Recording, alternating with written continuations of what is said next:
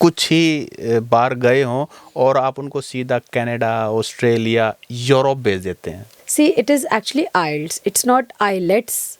IELTS होता तो इसका स्पेलिंग ILETS होता, but this is IELTS, it's IELTS, it's not ILETS. More than 100 countries, I would say. It's not about, almost every country is accepting it. बहुत साल पहले था कि US से नहीं लेता था, तो जो मैंने देखा है कुछ लड़के हैं जो नहीं पढ़ना चाहते हैं बट उनको जाना है, तो उनको आइल्स क्वालिफाइड गर्ल चाहिए होती है, बट उन्होंने उस हिसाब से पढ़ाई नहीं की होती, जैसे इतनी सिटिंग नहीं दी, रीडिंग नॉवेल्स या रीडिंग कुछ रिसर्च पेपर्स है, वो उनका everyone's not cup of tea. So उसमें कहीं ना कहीं बच्चों को थोड़ा सा लगता है कि 1 घंटा टिक के बैठना है और रीडिंग करनी है। वही चीज़ आपको स्पोकन में चाहिए, पर स्पोकन में कहीं ना कहीं आपको एक प्लस कॉन्फिडेंस भी चाहिए रहता है। रह गई बात रीडिंग की, रीडिंग में स्टूडेंट को सिटिंग देना पड़ता है। ये क्या कॉन्ट्राडिक्ट कर रहा है स्टेटमेंट को, या क्या वाकई में एग्री हो रहा है स्टेटमेंट के साथ, या इस स्टेटमेंट के बारे में बात ही नहीं की गई है, तो ही आपको स्कोर देती है। अदरवाइज वो मेमोराइज्ड में काउंट होती है, उसका स्कोर आपको नहीं मिलता है। या mirror practice is the best practice, so in that way they do send me their audios. मैं उस बच्चे पे मेहनत करना ज़्यादा पसंद करूँगी, instead of giving them guideline कि आप ऐसे ले लीजिए स्कोर, ऐसे ले लीजिए। बच्चों को क्या सुपरस्टिशन भी होते हैं कि मैं पटियाला, लुधियाना, गुड़गांव, करनाल मैं दूंगा तो मेरा स्कोर अच्छा आएगा, वहाँ नहीं दूंगा वहाँ बैंड कमाते हैं? देखिए, जो तैयार नहीं है मैं उसको जल्दी से अलाउ नहीं करती हूँ। बिना कोचिंग के बच्चे आइल्स क्रैक कर सकते हैं? कर सकते हैं। क्वेरी ये भी आती होगी कि हाँ, क्या हमारा बच्चा ब्राइट है, स्कॉलरशिप पे जा सकता है? कनाडा, US, ऑस्ट्रेलिया, इन 3 कंट्रीज़ को हम छोड़ दें और कोई फिर भी जाना चाहता है इनके अलावा, तो आप क्या सजेस्ट करते हैं? अगर आपको अपने डेली एक्सपेंसेस भी निकालने हैं, पेरेंट्स आपको कब तक फंडिंग भेज सकते हैं? आशिमा मैडम, अब 12वीं पास करते ही बच्चा जो है विदेश की तरफ रुख कर रहा है और आप आइल्स और वीज़ा ऑफिसर है, यानी कि बच्चे को बाहर जाने के लिए एक तो इंग्लिश प्रोफिशिएंसी टेस्ट जिसका नाम है आइल्स, और दूसरा वो जो फाइलिंग प्रोसेस, डॉक्यूमेंटेशन प्रोसेस करना, वो दोनों काम आप करते हैं। हाँ जी। अगर सारे बच्चे विदेश चले जाएंगे तो हमारी यूनिवर्सिटीज़ में कौन पढ़ेगा? सर, मैं ये नहीं कहूँगी कि सब चले जाएंगे। अगेन हम इसको एक ब्रेन ड्रेन भी कहते हैं कि इंटेलिजेंस तो हमारे कंट्री की है और वो जा रही है दूसरी कंट्रीज़ में, पर नहीं, देखो ये भी एक अपॉर्चुनिटी है उनके लिए। They are also getting little exposure और वो अपने आप को शायद और अच्छा प्रूव कर सकते हैं। मैं ये नहीं कहूँगी कि इंडिया में अपॉर्चुनिटीज़ नहीं है, पर यस कुछ फैक्टर्स हैं जो मिसिंग हैं, तो शायद वो बच्चे वहाँ पे ढूंढना चाहते हैं, या जिनको वाकई में पढ़ने जाना चाहिए या जाना चाहते हैं। सो सबका अपना अपना एक वे ऑफ है, पर्सपेक्टिव है towards choosing foreign countries as their education destination. पिछले 18 साल में जब से आप आइल्स पढ़ा रहे हैं, तो ऐसे कितने बच्चे हैं जो शायद दिल्ली भी कुछ ही बार गए हों और आप उनको सीधा कनाडा, ऑस्ट्रेलिया, यूरोप भेज देते हैं? सर नहीं, अभी मैं आज की टाइम की, जब मैंने स्टार्ट किया था तब तो डेफिनेटली था कि बच्चे कभी घर से बाहर भी नहीं गए होते हैं, बट अभी आज का सिनेरियो है स्टूडेंट्स आर क्वाइट कंफर्टेबल कि उनको जाना है, और उनको काफ़ी को तो क्लियर भी है, क्योंकि पहले बच्चे मेरे पास आते थे 12th के बाद। आज की डेट में मैं बोलूँ तो 10th के बाद ही कई बच्चे पूछने भी आ जाते हैं कि हमें राइट टाइम कब स्टार्ट करना चाहिए आइल्स के लिए। तो ये मैं कहूँगी कि अवेयरनेस अब शायद ज़्यादा है, इसलिए भी बच्चे जाना चाहते हैं। अच्छा, आइल्स कितना मुश्किल टेस्ट है? बहुत सुना आइल्स के बारे में, आइलेट्स कहते हैं बेसिकली अपने गांव वाले।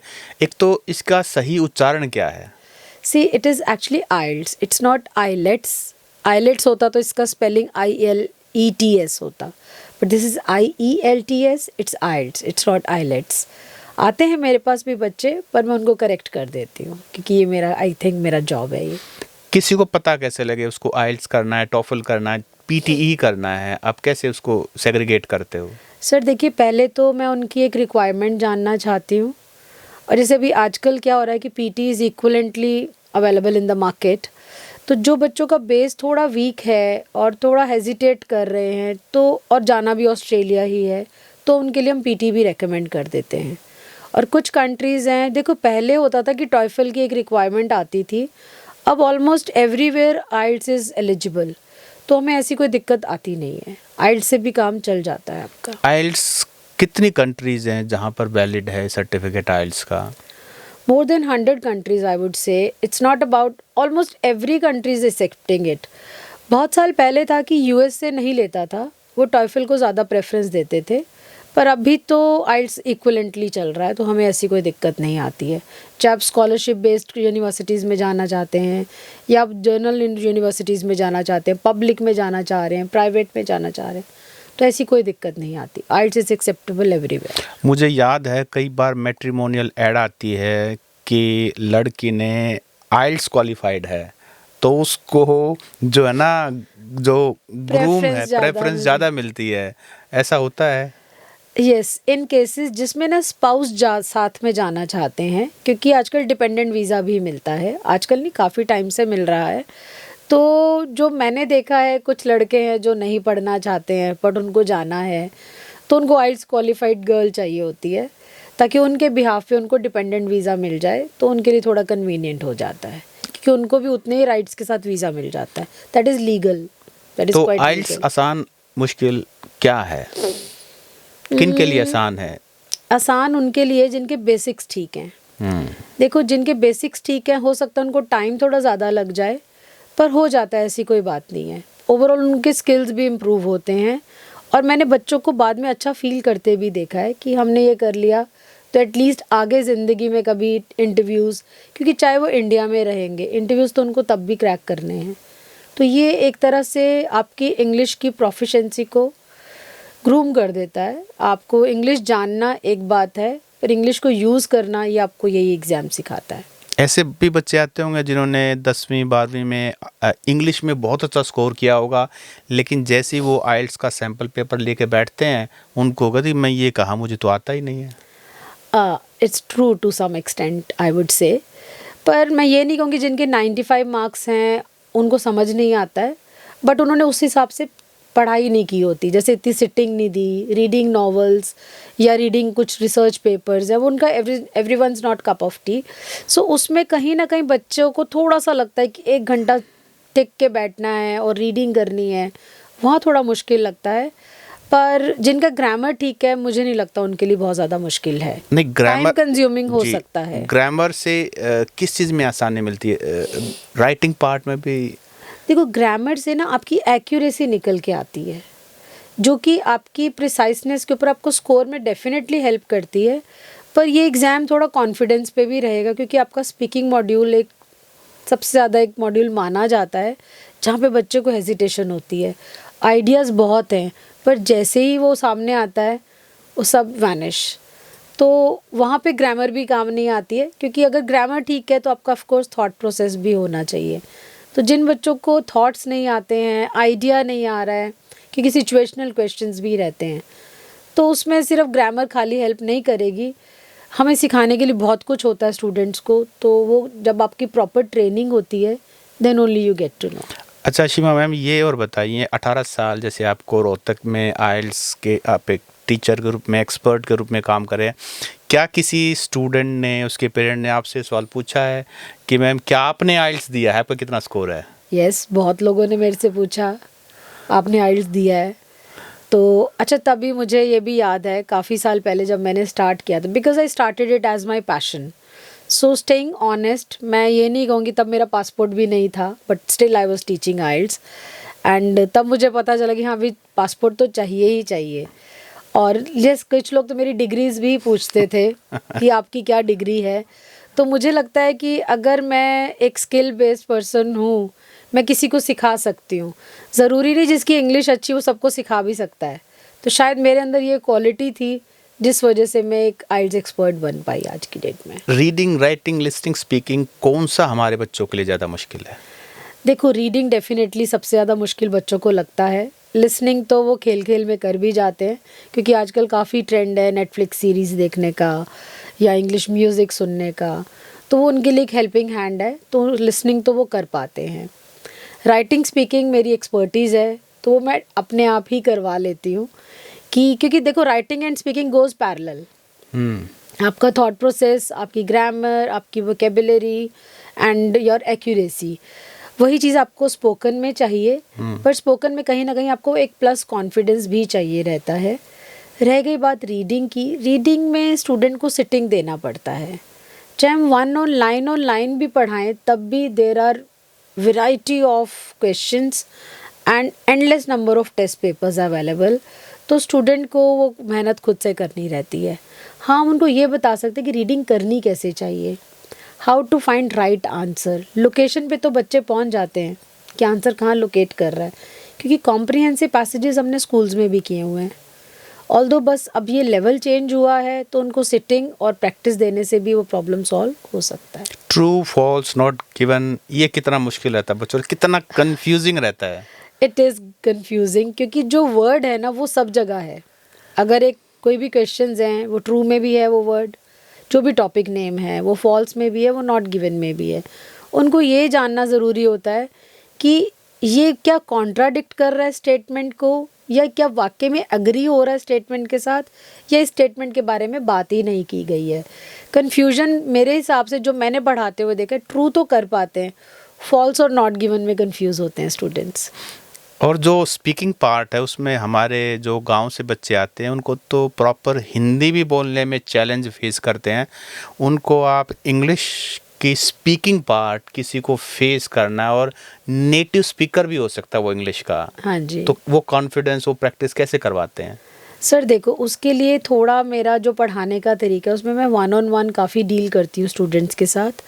एंड मैं कहीं ना कहीं ओपन सेशंस भी रखती हूँ just to tell them how to do speaking, because I never believe कि वो एक फीडेड लैंग्वेज बोलें या एक मेमोराइज्ड लाइंस बोलें।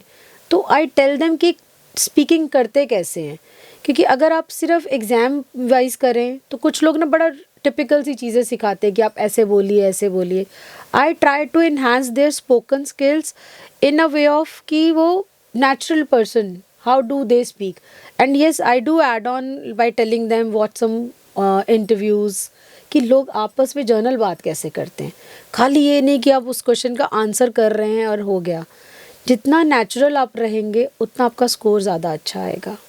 एंड वोकेबुलरी भी अगर टॉपिक स्पेसिफाइड हो तो ही आपको स्कोर देती है, अदरवाइज़ वो मेमोराइज्ड में काउंट होती है, उसका स्कोर आपको नहीं मिलता है। घर पे प्रैक्टिस के लिए सोशल मीडिया का ज़माना है, क्या कोई आपको उनको यूट्यूब चैनल या कोई सजेस्ट करते हो कि जब आपके पास समय हो आइल्स रिलेटेड कंटेंट आपको सर्च करना हो तो ये चैनल, कुछ चैनल है, इनको देखेंगे तो आपको हेल्प मिलेगी? सर देखिए, टू बी ऑनेस्ट, जो मैंने अपने एक्सपीरियंस में देखा है, मुझे पर्सनली यूट्यूब वीडियोस इतने ज़्यादा अट्रैक्टिव नहीं लगते हैं। बट येस, आईडीपी के थ्रू हमारे पास ऑथोराइज्ड जो हैं 2 चैनल्स रहते हैं जो मैं रेकमेंड करती हूँ कि अगर आपको एक्चुअल एक एक्यूरेट इन्फॉर्मेशन चाहिए तो आप 2 ही चैनल्स पे जाइए या आईडीपी की वेबसाइट पे जाइए। क्योंकि आई नेवर अलाउ देम, क्योंकि वो जो फैंसी यूट्यूब वीडियोज़ हैं they can be helping but not in my way of working. मैं कभी नहीं उनको रेकमेंड करती।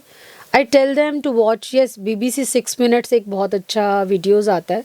इट्स ओनली और हार्डली अ 6 मिनट्स वीडियो। वो काफ़ी हेल्पफुल रहता है स्टूडेंट्स के लिए to enhance their vocabulary. And my suggestion is mirror practice is the best practice to go for speaking. वो क्या होती है? लाइक आप मिरर के सामने अपनी बात को कह सकते हैं, read question and then speak in front of a mirror, and recorder on कर सकते हैं आप। उसके लिए मैं स्टूडेंट को ऐसे हेल्प करती हूँ कि वो अपनी रिकॉर्डिंग सेंड कर देते हैं, and then I tell them कि, क्योंकि उनको तब एक्यूरेटली अपनी अपनी प्रॉब्लम समझ आती है। नहीं तो कहते मैम मैंने तो ये बोला था, but once they record their audios ना, दे गेट टू नो कि हाँ हमारा प्रॉब्लमेटिक एरिया कौन सा है। क्योंकि जब आप प्रैक्टिस कर रहे हैं, आपको ग्रामर करेक्ट कराई जा रही है, तो आपको सही गलत तो समझ आने लग जाता है। और अगर हम अपने हरियाणा की बात करें तो ज़रूरी नहीं कि घर पे कोई पेरेंट्स ऐसे हैं जो उनसे सुन ले वो क्वेश्चंस, नहीं होता। तो या तो मैं उनको ग्रुप में ही कहती हूँ, आपस में एक दूसरे की बड़ी हेल्प लीजिए, या mirror practice is the best practice. So in that way they do send me their audios and I help them कि कहाँ वो चेंजेस कर सकते हैं। अच्छा, आपके पास ऐसी भी क्वेरीज आती होंगी मैम कि मैम पैसा कितना ले लीजिए पर हमारे बच्चे का आइल्स क्लियर करवा दिए, 6.5 बैंड दिलवा दीजिए, ऐसा भी होता होगा? आते हैं, पर मैं इस चीज़ को एंटरटेन नहीं करती हूँ, क्योंकि being a teacher I don't find it ethical. मैं उस बच्चे पे मेहनत करना ज़्यादा पसंद करूँगी। Instead of giving them guideline कि आप ऐसे ले लीजिए स्कोर, ऐसे ले लीजिए, क्योंकि इसके पीछे एक रीज़न है। यहाँ तो आप ले लेंगे, पर फिर आप फॉरेन कंट्री में सर्वाइव कैसे करेंगे? वहाँ पे भी आपको पढ़ना तो पड़ेगा ना, क्योंकि universities they are really particular. अगर आपका एक सेमेस्टर में कुछ एक एग्ज़ाम भी स्किप होता है, आपको फुल सेमेस्टर रिपीट करना पड़ता है। तो आपको कभी भी इस चीज़ों में नहीं पढ़ना चाहिए, क्योंकि जब आप यहाँ से तो अभी फ्री के मार्क्स लेके चले गए या पैसे दे के लेके चले गए, जब आप किसी भी कंट्री में दोबारा से पेपर देंगे पीआर के लिए, तब आपको बहुत दिक्कत आने वाली है। क्योंकि आईडीपी या कभी भी आप एग्ज़ाम देने गए हैं, आपने देखा वहाँ बायोमेट्रिक्स होता है जी। इंडिया में, तो किसी और ने आपके बिहाफ पे एग्ज़ाम दिया, पर जब आप अपना ओरिजिनली एग्ज़ाम देंगे तो आपका बायोमेट्रिक्स मैच नहीं करेगा। ये चीज़ें बच्चों को बाद में पता चलती हैं, तो मैं फिर भी चाहूँगी कि वो मेहनत ही करें और खुद से ही स्कोर लेके जाएं। बच्चों को क्या सुपरस्टिशन भी होते हैं कि मैं पटियाला, लुधियाना, गुड़गांव, करनाल मैं दूंगा तो मेरा स्कोर अच्छा आएगा, वहाँ नहीं दूंगा वहाँ बैंड कम आते हैं? बिल्कुल होती है। काफ़ी बच्चों को लगता है कि पंजाब में स्कोर इजीली मिलता है, या हम उनसे ज़्यादा अच्छा बोल पाते हैं तो हमें स्कोर ज़्यादा अच्छा दिया जाएगा। पर मैं कभी भी नहीं, पर मैं उनकी मिथ्स को काफ़ी क्लियर करती हूँ। उनको जब एग्जाम्पल दिया जाता है, उन्हीं के साथ का कोई फ्रेंड है या कोई उनका कलीग स्टूडेंट है, उसका दिल्ली में भी अच्छा स्कोर आया है, तो वो खुद से ही फिर क्लियर हो जाते हैं। बाकी ये मिथ्स रहती हैं।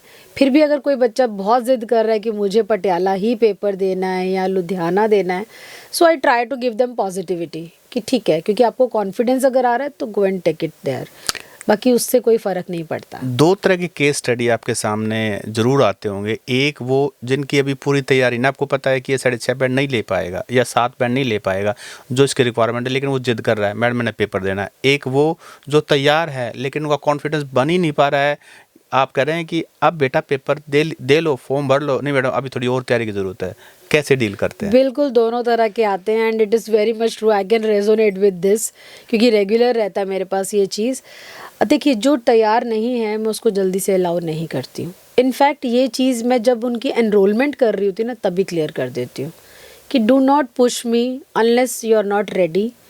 और आपका टेस्ट सेंटर कौन सा होगा वो भी मैं ही सिलेक्ट करूँगी, डेट कौन सी होगी वो भी मेरी तरफ से रहेगा। एंड यस, इतना ट्रस्ट मैं लेके चलती हूँ पेरेंट्स का की तरफ से भी और बच्चों की तरफ से भी, क्योंकि मेरे पास रेफरेंस स्टूडेंट्स बहुत आते हैं और वो शायद मुझे लगता है मेरे पे तो इतना ट्रस्ट करते हैं कि यस दे डू स्टे, क्योंकि कोई पॉइंट नहीं है। It's quite an expensive exam, it's like 17,000। सो मुझे लगता है इसको सोच समझ के ही देना चाहिए।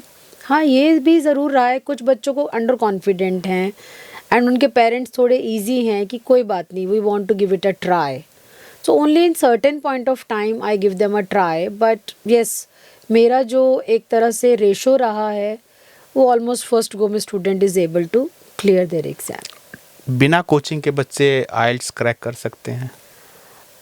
कर सकते हैं, पर ओनली द स्ट्रॉन्ग स्टूडेंट्स, जिनका ग्रामर बहुत स्ट्रॉन्ग है या दे आर कॉन्फिडेंट इनफ। पर फिर भी अगर प्रिसाइसली स्कोर चाहिए या एप्रोप्रिएट स्कोर चाहिए, मुझे लगता है इसमें ट्रेनिंग की ज़रूरत है। हाँ, ट्रेनिंग का डेज़ का नंबर फ़र्क हो सकता है, but definitely they need to go with the appropriate, like the way parameters उनको जानने बहुत ज़रूरी हैं। क्योंकि अगर आप कभी भी देखेंगे एक बच्चे को बोलिए ऐसे लिख दीजिए, तो वो लिखने को 3 पेज भी लिख सकता है, ऑल्दो वहाँ पे रिक्वायरमेंट 250 वर्ड्स की है, क्योंकि एग्जामिनर को टाइम चीज़ एप्रोप्रिएट चाहिए। अगर उनको 250 वर्ड्स का ऐसे चाहिए तो मैक्सिमम 270 वर्ड्स को एक्सेप्ट करते हैं। अंडर एंड ओवर लिमिट की पेनल्टी है। तो कुछ चीज़ें जो स्टूडेंट्स को पता ही नहीं है, जैसे अभी लास्ट वीक ही मेरे पास एक बच्चा आया, उसने खुद से एग्ज़ाम दिया था। ही सेड कि मैम, मैंने उसकी जब स्कोर चेक किया, एक मॉक टेस्ट मैंने भी लिया, तो उसका सिंगुलर प्लूरल का बहुत मिस्टेक था। उस वजह से उसको 6 बैंड्स मिला हुआ था। और ऑल्दो जब मैं उसका लेवल देख रही थी तो वो काफ़ी अच्छा था। तो when he got to see कि एग्जैक्टली अच्छा ये करना था, तो he got to know about his mistakes. So yes, I think उसकी प्रॉपर फॉर्मेट जानना बहुत ज़रूरी है। जहाँ तक मैम डॉक्यूमेंटेशन प्रोसेस की बात है, आइल्स क्लियर हो गया आपका, तो उसके बाद और क्या क्या चीज़ें हैं जो चेकलिस्ट ऐसी आप बता सकें कि जो हम ये इंटरव्यू देख रहे होंगे तो वो ध्यान रखें? जैसे शो मनी है या अपने एजुकेशन क्वालिफिकेशन डॉक्यूमेंट्स हैं, ये और भी कई चीज़ें आप इम्पोर्टेंट आप बता सकें?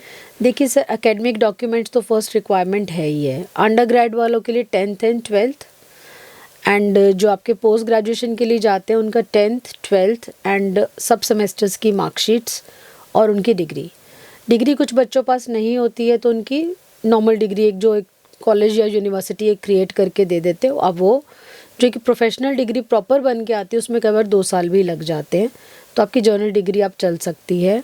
एंड प्लस आपको जो चाहिए रहता है, जो पेरेंट्स के फाइनेंशियल डॉक्यूमेंट्स मैं कहूँ तो हम सेविंग फंड्स में से ज़रूर दिखाते, कभी भी करंट अकाउंट में से पैसा ना जाता है ना दिखाया जा सकता है। तो शो मनी हमेशा आपकी सेविंग अकाउंट में होनी चाहिए और मेन स्पॉन्सर के अकाउंट में ही होनी चाहिए। कुछ कंट्रीज़ हैं जहाँ पे रिक्वायरमेंट स्टूडेंट अकाउंट में भी आती है, जैसे कनाडा है तो GIC स्टूडेंट अकाउंट से ही जाती है।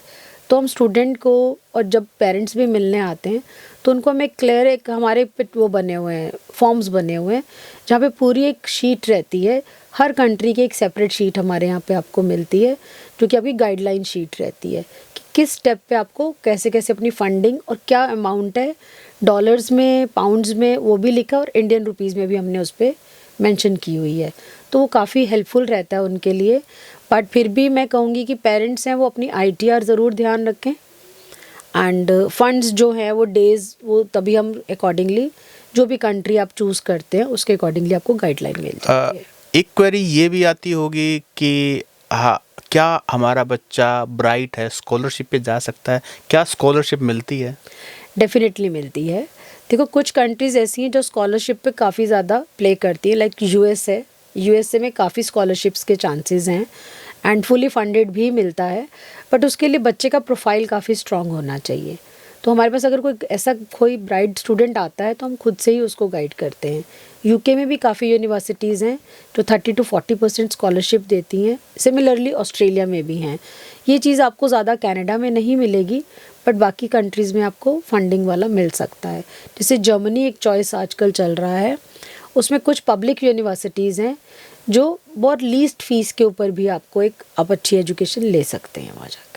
जर्मन फूड के बारे में क्या कहेंगे? क्योंकि हमारे बच्चों को, वेज हैं हम तो सारे के सारे, तो बच्चों को जो सबसे बड़ी दिक्कत आती है, छोटे होते हैं, खाने की दिक्कत आती है, रोटी मिलती नहीं, वो हमारे तो रोटी वाले हैं, और तो फिर वो कैसे सरवाइव करते हैं? सर देखिए, मैं चाहूँगी कि ये कहना चाहूँगी कि बच्चे यहीं पे अपना थोड़ा ध्यान रखें।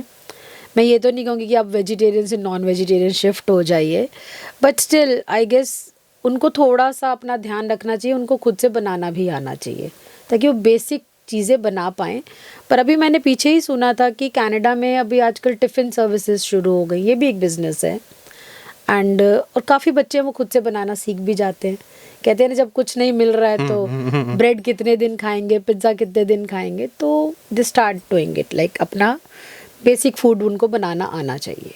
क्या वो सारा सामान मिल जाता है सुपरमार्केट में? इजीली मिल जाता है, इंडियन स्टोर्स रहते हैं, इजीली उनको मिल जाता है। कनाडा, US, ऑस्ट्रेलिया, इन 3 कंट्रीज़ को हम छोड़ दें और कोई फिर भी जाना चाहता है इनके अलावा, तो आप क्या सजेस्ट करते हैं? सर देखो, UK इस टाइम अच्छा चॉइस जा रहा है नर्सिंग के लिए। अगेन हेल्थ साइंसेज के लिए सब जगह बहुत अच्छा स्कोप है। Health sciences ever in demand, and आप UK टारगेट कर सकते हैं अगर आप नर्सिंग फील्ड से हैं। एंड लॉ के लिए भी काफ़ी अच्छा है UK। जो स्टूडेंट्स मेडिसिन रिलेटेड फील्ड, जैसे अभी B फार्मा से स्टूडेंट आते हैं मेरे पास, तो उनको मैं आयरलैंड का एक अच्छा चॉइस देती हूँ। सिविल इंजीनियर्स के लिए न्यूजीलैंड काफ़ी अच्छा चॉइस है। कुछ कपल्स अपने आप को सेटल करना चाहते हैं तो New Zealand is a good choice I would से, क्योंकि वैसे ऑल्दो वही पेपर का तो रहेगा ही रहेगा, आपको ITRs फंड्स के लिए काफ़ी स्ट्रगल करना पड़ सकता है, बट एक जेन्युइनली अगर कोई जाना चाहता है तो मेरे पास आपको काफ़ी एक क्लियर विजन मिलेगा, बिल्कुल क्लैरिटी से, कि आप जेन्युइन अपने डॉक्यूमेंट्स लगा के, अपना एक्सपीरियंस साथ में लगा के आप कैसे वहाँ पे विद कपल्स भी, लाइक कपल्स भी वहाँ पे शिफ्ट हो सकते हैं, not on behalf of study, या आप कुछ एक मास्टर प्रोग्राम लेके बाद में अपनी पीएचडी कर सकते हैं, वो भी आपकी फ्री, ऑलमोस्ट फ्री कॉस्ट होती है। किसी का बेटा या बेटी 12वीं पास कर गया है, वो आप क्या सजेस्ट करेंगे कि वो उसके पास दो ऑप्शन है, या तो मैं यहीं उसको बीए करवाऊँ, कम्पिटिटिव एग्ज़ाम्स की तैयारी करवाऊँ, या फिर फ़ॉरेन भेजूँ और फ़ॉरेन यूनिवर्सिटी से पढ़ेगा, वहाँ 20 घंटे पर वीक उसको डॉलर कमाने को भी मिलेगा और वहाँ सेटल हो जाएगा। तो क्या सजेस्ट करते हैं कि वो कैसे पता लगाए कि उसके लिए कौन सा ज़्यादा बेटर ऑप्शन है? सर देखो, जो बच्चे थोड़े इमोशनली वीक हैं उनको मेरे हिसाब से 12th के बाद नहीं जाना चाहिए, उनको ग्रेजुएशन के बाद ही जाना चाहिए। और जो वाकई में पढ़ने जाना चाहते हैं तो पेरेंट्स टारगेट कर सकते हैं कि वो लोन्स पे जाएं, क्योंकि लोन पे अगर जाएंगे तो एटलीस्ट उनके पास एक प्रेशर नहीं है कि मुझे ये पैसा कैसे आएगा, क्योंकि नेक्स्ट ईयर की फ़ीस कैसे आएगी, क्योंकि डिग्री प्रोग्राम्स ही ज़्यादा अच्छे रहते हैं। तो जब बच्चा कंफ्यूज है, क्योंकि देखो काम तो करना पड़ेगा, अगर आपको अपने डेली एक्सपेंसेस भी निकालने हैं, पेरेंट्स आपको कब तक फंडिंग भेज सकते हैं। पर अगर लोन है तो कुछ बच्चे ना सिक्योर फील करते हैं, अपनी 4 ईयर की पूरी जो स्टडी है या 3 ईयर वाला डिग्री प्रोग्राम है उसमें फंडिंग के साथ जाते हैं, तो उनको इतना प्रेशर नहीं होता कि उनको काम करना है। पर कुछ पेरेंट्स जैसे बच्चों को सिर्फ 1 साल की ही फ़ीस दे पाते हैं, उनके ऊपर थोड़ा सा प्रेशर रहता है। तो वो क्या कर सकते हैं, पार्ट टाइम जॉब करें, बट वो पार्ट टाइम ही करें। फिर वो डॉलर देख के हो जाना कि चलो जी ये तो मिल ही रहे हैं, पढ़ाई की ज़रूरत नहीं है, क्योंकि पार्ट टाइम जॉब्स आपको वाइट कॉलर जॉब्स नहीं दिलवा सकती हैं। तो मेरी सजेशन यही रहती है कि आप अपने स्किल्स इम्प्रूव कीजिए, स्टडी कंप्लीट कीजिए, then target for white collar jobs. क्या बच्चे ऐसा भी हैं कि फ़ॉरेन में पढ़ करके अपना ग्रेजुएशन प्रोग्राम करके वापस इंडिया आते हैं और यहाँ काम शुरू करते हैं और उनको उस चीज़ पे एक्सेल रहता है, उस चीज़ पे उनको बोनस रहता है उस चीज़ का? देखिए बहुत ज़्यादा बच्चे तो वापस नहीं आते हैं, टू बी ऑनेस्ट। देखो उनकी वही बात है, आपके पास वहाँ की पढ़ाई है, पर कुछ प्रोग्राम्स है जो कि इंडिया में आके वापस वैलिड नहीं रहते हैं। तो उनके स्किल, जिसके स्किल अच्छे हैं वो कहीं भी सर्वाइव कर सकता है। पर वही बात है ना, बच्चे जब इंडियन रुपीस को डॉलर्स के साथ कंपेयर करते हैं तो उनको वही अच्छे लगते हैं। एक बार आपने स्टूडेंट विदेश भेज दिया, वो 2 या 3 साल बाद आपके पास इंस्टीट्यूट पे, एकेडमी पे आता है, कितना बदलाव होता है? सर मैंने जो सबसे अच्छी बात देखी, they are very clear now, they are more confident. And वो जो पहले थी ना हाँ ना करें ना करें, उसकी बहुत क्लैरिटी आ जाती है। एंड पंचुअलिटी, ये मैंने बहुत देखी है, मतलब कि टाइम की वैल्यू करना, and clear eight their thoughts, and sensible भी काफ़ी हो जाते हैं। ये नहीं कि हवा में रहते हैं, क्योंकि यहाँ से गए थे हवा में कि डॉलर कमाने हैं, मज़े करने जा रहे हैं, पर वहाँ पे एक्चुअल पता चलता है मेहनत खूब करनी पड़ती है। ऐसा नहीं खाली डॉलर है, वहाँ पे मेहनत भी खूब है, तो पर स्टेबल होके आते हैं। जी, तो बच्चे आपको एक बार भेजने के बाद याद करते हैं? बिल्कुल, क्योंकि उनको ऐसा लगता है कि उनके करियर में सेटल होने के लिए या एक जो पाथ था वो हमने ओपन किया, तो they do give respect for this. Parents भी बहुत रिस्पेक्ट देते हैं इस चीज़ की। तो मैम, जो हमारे ऑडियंस हैं और आप आइल्स एक्सपर्ट हैं और इस प्रोग्राम को देख रहे हैं, तो आपके यहाँ आने का बेनिफिट उनको भी होना चाहिए। कोई ऐसी टिप्स जो आप उनको देना चाहें ताकि वो कहीं से भी तैयारी कर रहे हो उनको बेनिफिट हो? देखिए मैं ये कहना चाहूँगी कि आप अपने आइल्स एग्ज़ाम को रिलीजियसली खुद से ही पढ़ाई कीजिए, क्योंकि वो आपके स्किल्स इम्प्रूव करने में आपको डेफिनेटली हेल्प करेगा। एंड उसके बाद आप अपने पेपर वर्क के लिए थोड़ा रिसर्च ज़रूर कीजिए। यू आर स्मार्ट इनफ, आपको किसी की बातों में नहीं आना चाहिए कि इसी कोर्स में जाइए या इसी कंट्री में जाइए। सो अगर आपको कोई समझा रहा है उसके लिए आपको खुद से भी एनालिसिस करना चाहिए एंड रिसर्च करनी चाहिए। उसके बाद ही आप अपना फाइनल डिसाइड कीजिए कि क्या वाकई में ही मुझे इसी कंट्री में जाना चाहिए, कि वहाँ पे कितना स्कोप है। क्योंकि खाली डॉलर कमाना मुझे नहीं समझ आता। अगर आपके करियर ऐसा सेटल हो जाए कि आपको रिग्रेट्स ना रहें कि खाली मैंने डॉलर नहीं कमाए, मैंने अपने आप को सेटल किया है and I am looking forward to white collar jobs, तो डेफिनेटली आपको उसी हिसाब से चलना चाहिए। और इसके साथ साथ मैम से अगर आप कोई और जानकारी चाहते हैं तो मैम का जो इंस्टीट्यूट है आशिमा ग्लोबल, वो रोहतक में ओल्ड ITI ग्राउंड के पास है। आप मैम से कांटेक्ट कर सकते हैं और बाकी डिटेल्स हम डिस्क्रिप्शन में वीडियो के डाल देंगे। और आपको ये हमारा वीडियो कैसा लगा आप कमेंट करके ज़रूर बताएं, और आपको ये इन्फॉर्मेशन इंटरव्यू अच्छा लगा तो आप अपने साथियों के साथ शेयर कर सकते हैं। मैम आपने समय दिया, बहुत ही इंफॉर्मेटिव एजुकेटिव था। आपका बहुत बहुत धन्यवाद। Thank you, it's a pleasure.